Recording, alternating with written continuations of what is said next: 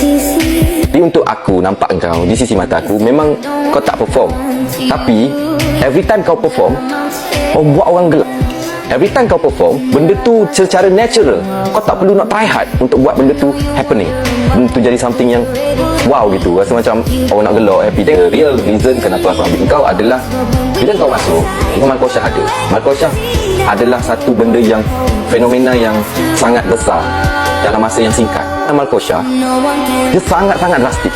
Dia naik gitu. Dan Malko Shah adalah first talent yang boleh maintain juta views, ratus ribu. Tahu base kau, crowd kau ada banyak-banyak budak-budak motor, kau main motor. Jadi benda tu satu benda yang aku rasa macam aku nak tarik juga. Aku nak ada benda tu.